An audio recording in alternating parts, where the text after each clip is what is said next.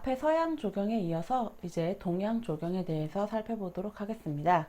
동양 조경은 중국 조경, 일본 조경, 그리고 우리나라의 조경 세 가지가 나오게 되는데요. 우리나라의 조경이 물론 출제 비중이 높습니다. 그러면 중국 조경부터 순서대로 살펴보도록 하겠습니다. 중국 정원의 특징이 나와 있는데요. 중국 정원은 자연과의 대비에 중점을 두었다. 대비, 시험에 자주 나왔고요. 우리나라나 일본 같은 경우에는 조화에 중점을 두는 반면에 중국은 대비에 중점이 있다. 알아두시면 되고요. 사회주의적 풍경식 정원이라고 나오는데요. 풍경 안에 사상적인 내용을 함축해서 상징적인 의미를 가지고 풍경식 정원을 조성한다. 이런 것입니다. 서양의 풍경식은 사실주의적 풍경식이고요. 동양의 풍경식은 사회주의적 풍경식인 경우가 많습니다. 밑에 내려가 보시면 태오석, 중국에서 나는 돌인데요. 태오석을 이용한 석가산 기법, 중국의 독특한 조경 수법입니다. 돌을 쌓아서 산을 만듭니다. 이렇게 조성한 산이 나쁜 기운을 막아준다고 합니다. 그래서 석가산 기법을 사용하고요. 오른쪽 참고를 보시면 중도식 양식이라는 용어가 있는데요. 연못과 연못 가운데 섬을 만든다 이런 얘기인데요.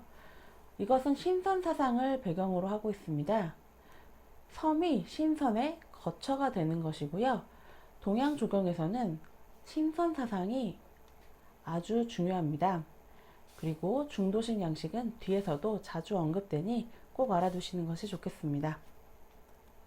네, 그러면 이제 시대별 중국 조경에 대해서 표로 살펴보도록 하겠습니다. 네, 중국 고대에서 유명한 유적은 한나라 때 상림원입니다. 진시대부터 존재했고 한나라 무제가 확장하면서 곤명호를 비롯한 6가지 호수가 조성되었다. 밑에 보시면 당나라인데요. 당나라는 중국의 최전성기이죠. 중국의 최전성기이고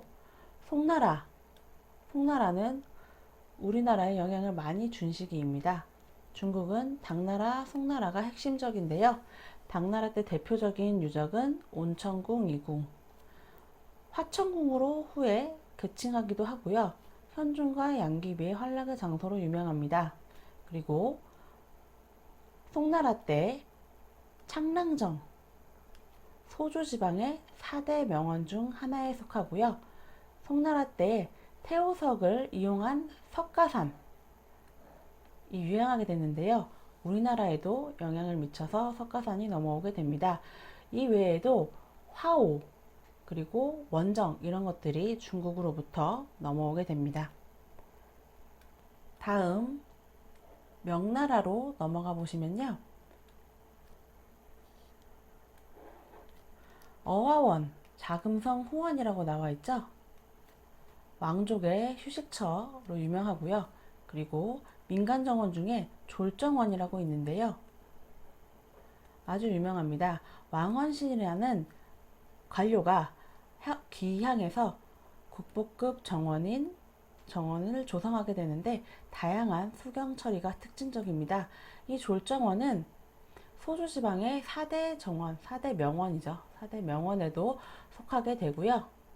이 왕원신이라는 사람이 평생을 바쳐 조성하게 되는데 별 볼 일이 없다 이런 낮추어서 아주 겸손한 의미의 졸정원이라고 이름을 붙이게 되죠. 창랑정, 사자림, 유원 이렇게 4가지가 소주지방의 4대 명원 알아두시면 되겠고요. 청나라로 넘어가 보시면 만수산이궁 중요하죠.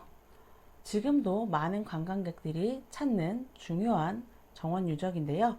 곤명호, 서호, 남호 등 3개의 호수를 조성했는데 그 판 흙으로 쌓아 올린 만수산을 또 조성했습니다.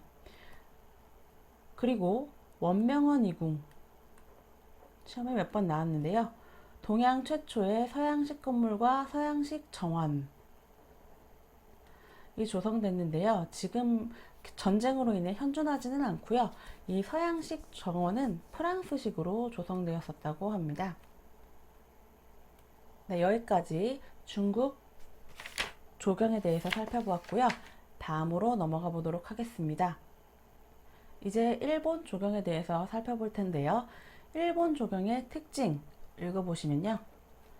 기교, 관상적 가치, 그리고 세부적 수법 이런 것들이 위주로 되고요.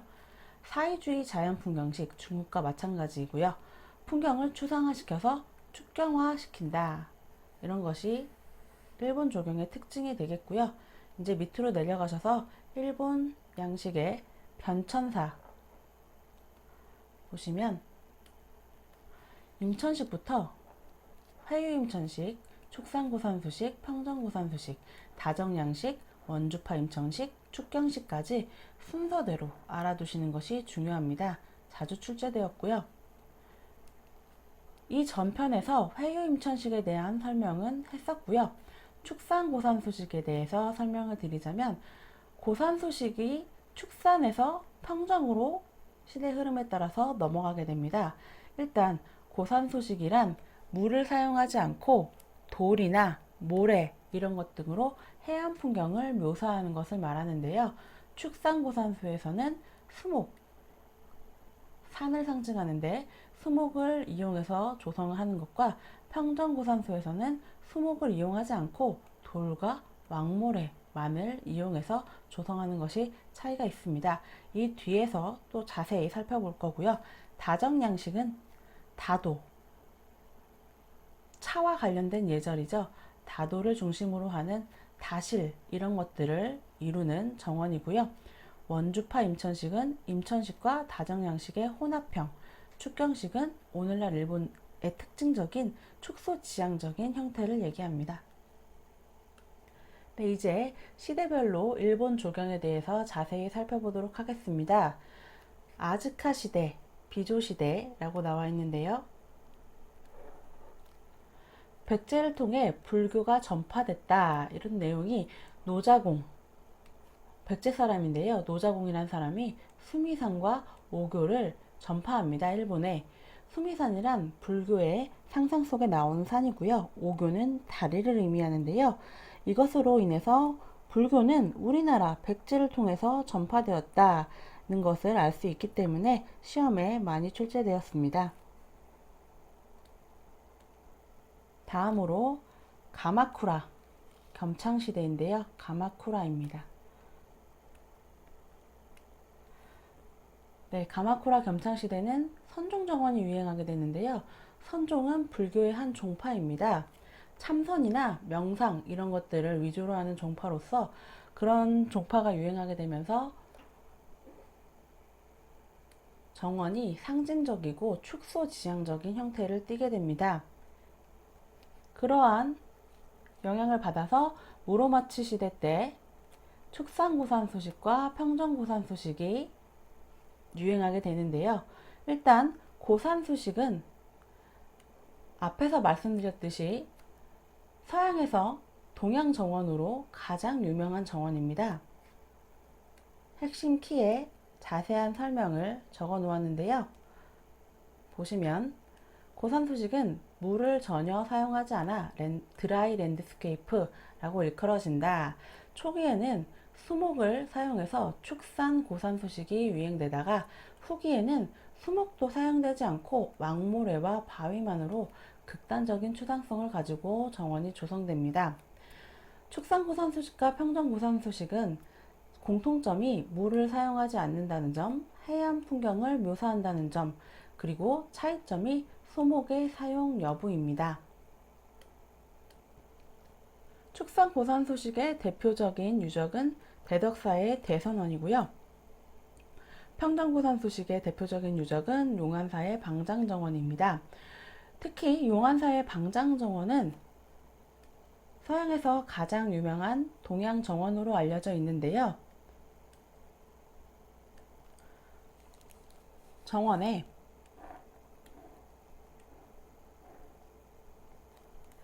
15개의 돌을 배치합니다.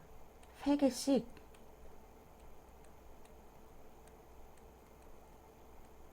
조를 이루게 됩니다. 세 개가 한 조를 이루어서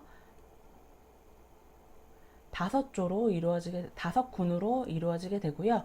이 다섯 군을 주변으로 해서 모래를 깔아서 이런 파동 형태를, 이 사진과 같이 파동 형태를 만들게 됩니다.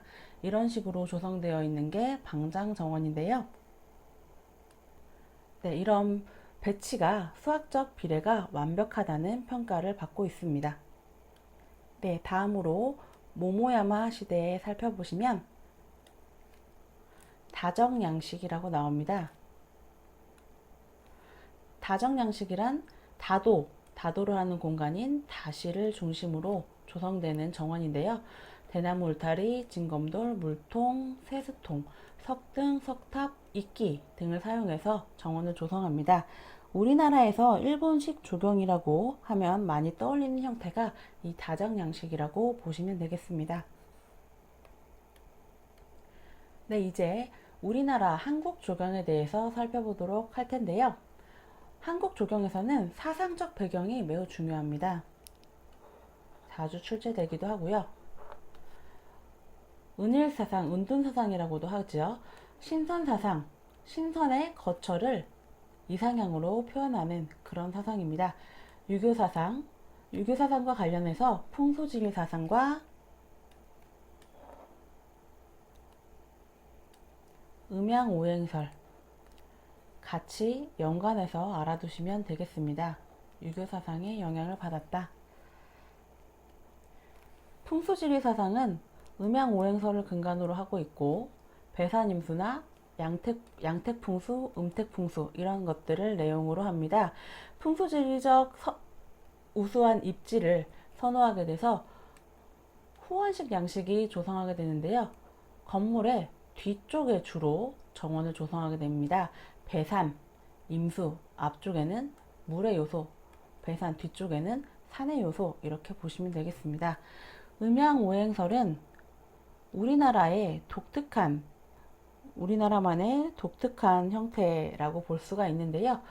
음과 양의 조화, 그리고 금수, 목, 화, 토 이 5가지 오행의 개념을 근간으로 합니다. 이것은 방위, 계절, 색상 등의 의미를 가지고 있고요. 37페이지에 보시면 오방색이라고 해서 설명이 나와 있는데 이것과 관련해서 알아두시면 좋겠습니다. 이 음양오행설은 우리나라의 독특한 조경 형태에 영향을 끼치게 되는데요. 방지원도라는 내용이 나옵니다.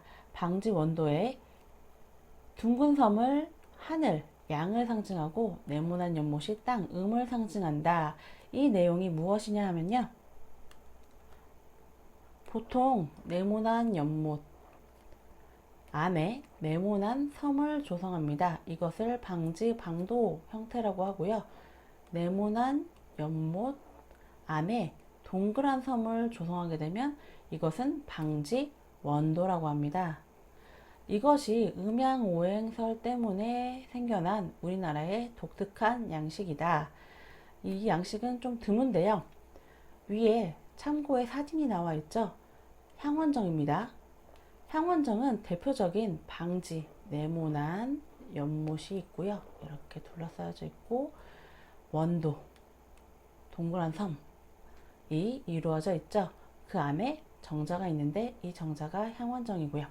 이런 방지 원도의 형태가 우리나라에서 독특한데 이것은 음양오행설의 영향이다. 알아두시면 되겠고요. 유형별로 살펴보시면 우리나라 정원에서는 궁궐 정원이 가장 중요합니다.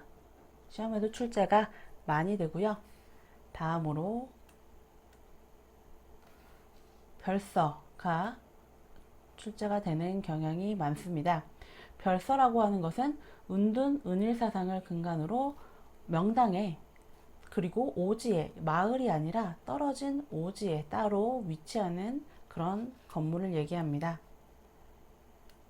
네, 우리나라 조경의 특징에 대해서 살펴보도록 하면요. 앞에서 설명했듯이 신선사상이 가장 큰 영향을 끼쳤다고 보고요. 음양오행, 풍수지리, 유교사상, 은둔사상 등의 영향이 있다. 조선 이후부터나 우리는 독자적인 정원 양식을 조성해 나간다. 이전에는 중국의 모방이라고 볼 수가 있고요. 풍수지리성 영향으로 후원식이 주로 이루어지면서 화계, 계단식 정원을 얘기합니다. 사계절의 장점을 살리는 낙엽수가 주로 식재되었다고 하는데요. 이게 상록수가 주로 식재되었다고 하면 틀린 답입니다. 소박함, 담백함, 이것이 우리나라만의 어떤 독특한 특징이라고 볼 수가 있고요. 앞에서 조경 양식할 때 절충식 양식에 대해서 얘기를 했었는데, 건물은 정형적인 데 비해 정원 요소가 자연적이라서 절충식이다 라고 하였죠. 네, 그럼 이제 시대별 한국 조경에 대해서 표로 살펴보도록 하겠습니다. 먼저 고구려부터 살펴보도록 하겠습니다. 삼국시대가 나오는데요. 진주지, 안악궁 등이 유명한데요. 진주지는 4개의 섬이 조성되었다. 신선사상 때문에 4개의 섬을 조성했는데 봉래, 방장, 영주, 호랑. 보통은 봉래, 방장, 영주까지 3신선으로 해서 3개의 섬을 조성합니다. 4개의 섬을 조성한 호랑까지 추가되어 있다. 알아두시면 될 것 같고요. 뒤로 가보시면 네, 이제 삼국시대 백제에 대해서 살펴보도록 하겠습니다. 백제는 국남지 가장 유명합니다. 무왕 634년에 조성되었는데 국남쪽에 있는 연못이란 뜻이죠. 연못 안에 방장선산을 상징하는 섬을 축조하였는데 궁궐의 신선사상이 가장 적극적으로 나타난 최초의 형태라고 볼 수가 있고요. 밑에 석연지는 그런 정원 첨경물인데요.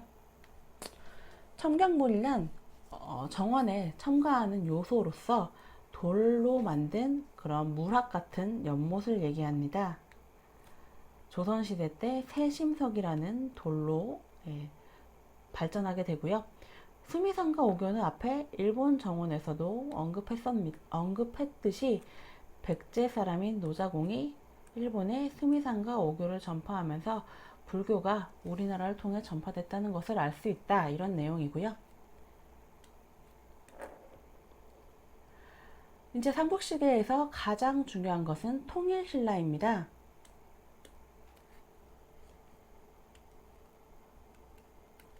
통일신라이죠. 임해전 지원 별표가 있는데요. 아주 중요합니다. 시험에 출제되는 비중이 매우 높고요. 자세히 알아두는 것이 좋습니다.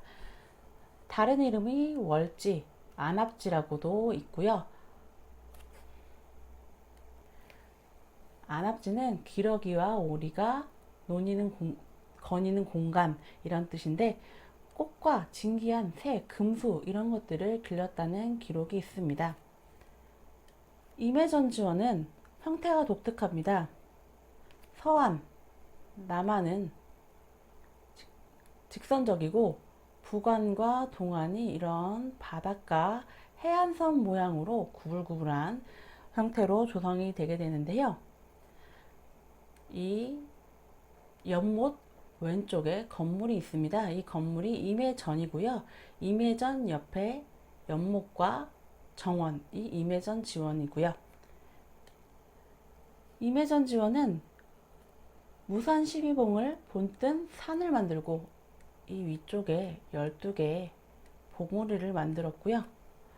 그리고 서쪽에 임해전이 있었고 서안 남한은 직선적, 북안과 동안은 바닷가 해안선 모양. 시각적으로 넓게 보인다고 써 있는데요. 이 안에 섬이 3개가 있고요. 이 안에 주로 이제 배를 띄우고 선유 공간으로서 이용을 하게 되는데, 배를 띄우고 여기를 이제 둘러보게 되면은 어디에서도 막혀진 공간으로 보여지지 않는다고 합니다. 그래서 시각적으로 보다 넓게 보이는 효과를 보이도록 만들어져 있고요. 이 섬은 대중소로 이루어져 있는데 큰 섬이 거북이 모양의 형태를 띠고 있습니다. 임해전 지원에서 가장 중요한 내용은 신선 사상을 배경으로 해안 풍경을 묘사하였다인데요. 해안 풍경, 우리나라의 해안은 니아스식 해안으로 해안선이 매우 구불구불한 형태를 띠고 있죠. 그래서 이런 구불구불한 해안선 모양을 따서 정원을 만들면서 해안 풍경을 아주 자세히 묘사하였다라는 것입니다. 이 임해전 지원의 내용은 시험에도 자세히 출제되고는 하는데요. 임해전 지원은 입수구와 출수구 구조가 따로 있었습니다. 이게 합쳐져 있었다고 하면 틀린 답이고요.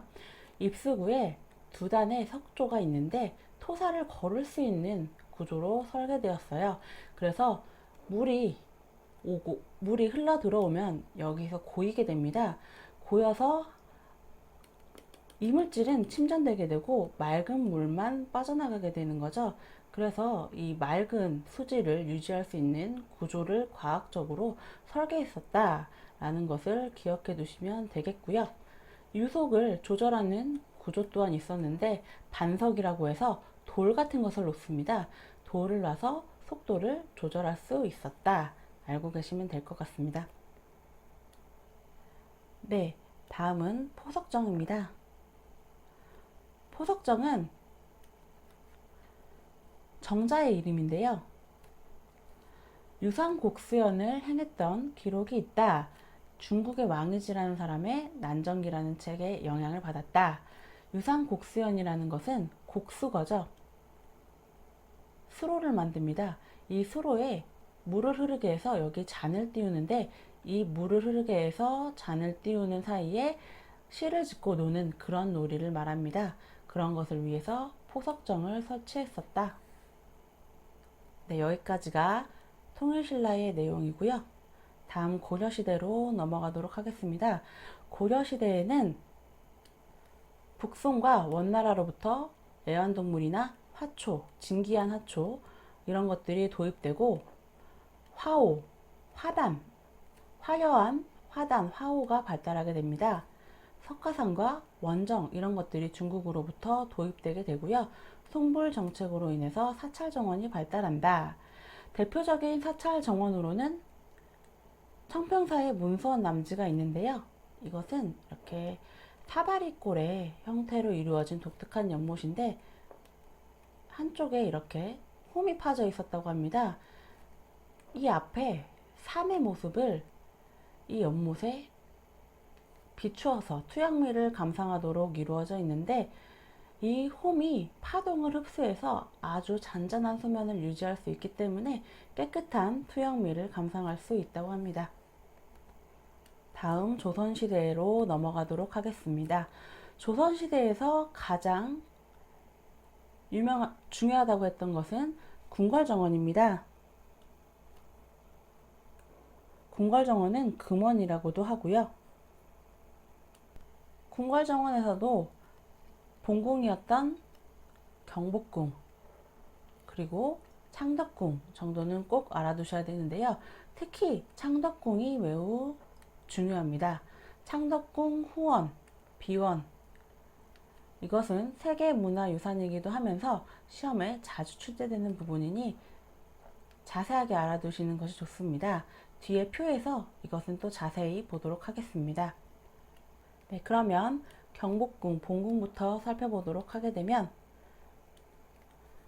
가장 유명한 경회루가 있죠. 경회루는 방지, 방도 형태로 이루어져 있고요.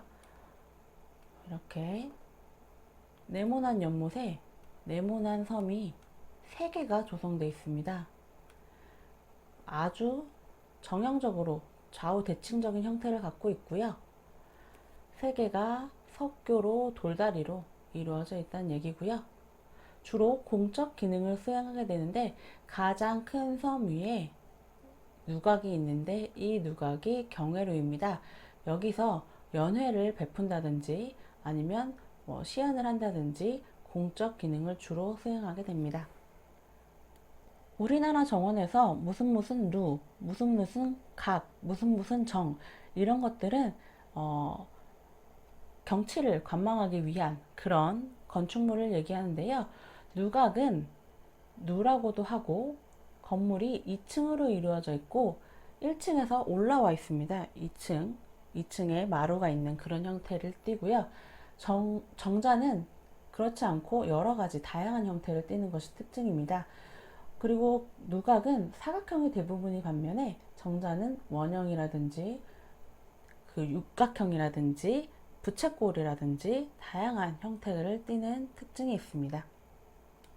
다시 경복궁으로 넘어가서 아미산원, 교태전 후원에 대해서 살펴보도록 하겠습니다. 주로 아녀자들의 공간이라고 보시면 되는데요. 화계, 매밤에 화계를 조성하고 거기에 굴뚝, 첨경물 등을 배치하게 됩니다. 향원정은 앞에서 설명을 드렸었고요. 방지원도의 독특한 형태를 갖고 있다. 음양오행설의 영향이다 라고 했고요. 자경전에는 십장생 굴뚝과 화문장, 우리나라 말로는 꽃담이라고 하는데 이것이 매우 유명합니다. 굴뚝에 십장생 무늬를 새긴 것과 화문장은 담벼락에 만수무강이나 부귀영화를 의미하는 장식, 문양, 그림 등을 조성한 건데요. 담장을 정원 요소로 아주 적극적으로 잘 활용한 예로 외국에서도 유명하다고 합니다. 창덕궁은 후원이 유명하다고 했는데 후원이 보용정력, 애견정력, 관람정력, 옥류천력, 청심정력 5가지 지역으로 나뉘게 됩니다. 이 5가지 지역에 대해서는 뒤에 자세하게 한 번 더 살펴보도록 하겠습니다. 다시 내려가 보시면 이제 덕수궁이 나오게 되는데요. 덕수궁에서 중요한 내용은 최초의 서양식 건물 석조전, 최초의 서양식, 특히 프랑스식 정원, 침상원이 조성되었다. 침상원이라는 것은 원래 건물 또는 관람 위치로부터 내려가서 1m 정도 파내려가서 이 낮은 공간에 정원을 조성하는 것을 얘기하는데요. 우리나라 최초의 서양식 정원이 침상원이었다. 프랑스식으로 조성되었다고 알고 계시면 되겠습니다. 궁궐정원에 이어서 주택정원으로 넘어가기 전에 특징을 먼저 살펴보도록 하겠습니다. 우리나라 정원의 특징은요. 조선시대 때 한국적 색채가 농후하게 발달되기 시작하였고 음양오행설의 영향을 받은 게 방지원도의 형태로 독특하게 나타났다고 했었죠. 경복궁의 경회로, 양산보의 소세원, 남원의 광안루가 조선시대를 대표하는 세계의 정원이라고 볼 수 있겠습니다. 네, 이제 조선시대 주택정원,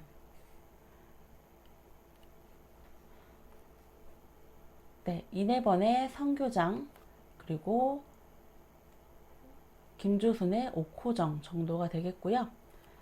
별서정원이 또 중요하게 됩니다. 조선시대 때 별서가 많이 조성되었는데요.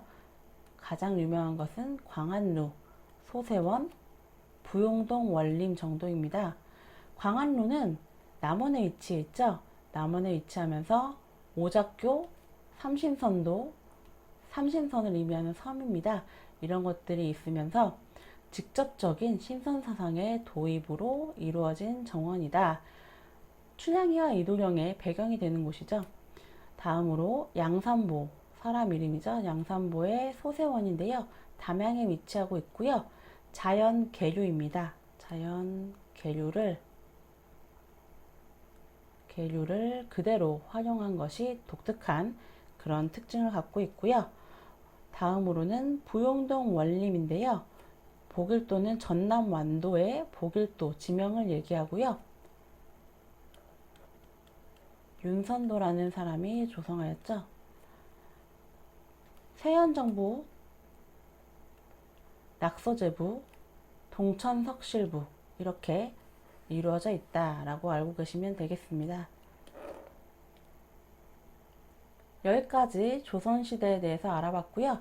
다음 근현대의 내용에 대해서 살펴보게 되면 한국 최초의 서양식 도시공원, 서양식 공원이런 이 조성되게 되는데요. 파고다 공원입니다. 알아두시는 게 좋겠고요. 이제 가장 중요한 부분인 창덕궁 후원에 대해서 살펴보도록 하겠습니다. 네, 창덕궁 후원은 비원, 금원 이런 명칭들이 있고요. 유네스코 세계문화유산으로 지정되었죠. 다른 궁궐들은 좌우가 매우 대칭적이고 그런 방형의 형태를 띠고 있는 반면에 이 창덕궁 쪽은 기존 지형을 그대로 유지하면서 건물과 정원을 조성하게 되면서 형태가 사각형 반듯한 모양이 아니라고 합니다. 그래서 다각형 모양의 독특한 형태를 띠고 있다고요. 이 5가지 구역으로 나누어서 자세히 살펴보도록 하겠습니다. 첫 번째로 부용정역인데요. 후원 입구 쪽에 위치하는 것으로요. 부용지라는 연못이 있고요. 부용지가 있고요. 부용정이라는 정자가 있는데 이렇게 아자, 한자와 아자 모양으로 정자가 십자가 모양으로 조성이 되고요. 부용지는 방지, 원도입니다. 섬이 가운데 원형으로 있습니다. 이 부용정 맞은편에 있는 건물도 유명한데요. 주암루라고 해서 주장각 건물이고요. 시험에 출제되었었죠. 다음으로 이제 엘현정역에 대해서 살펴보도록 하겠습니다. 엘현정은 정자 이름이고요. 엘현지가 연못 이름입니다. 송나라는 중국 송나라 주도니의 엘현설에서 유래한 연못을 조성하게 됩니다. 이 연못과 그 정자가 엘현정인데요. 이 지역에 영경당이라는 건물을 짓게 되는데 이것은 민가를 모방한 건축물로 민가를 모방했기 때문에 단청하지 않았으며 민가 중에서는 가장 크게 지은 건축물입니다. 다음으로 관람정역에 대해서 살펴보게 되면요. 관람정은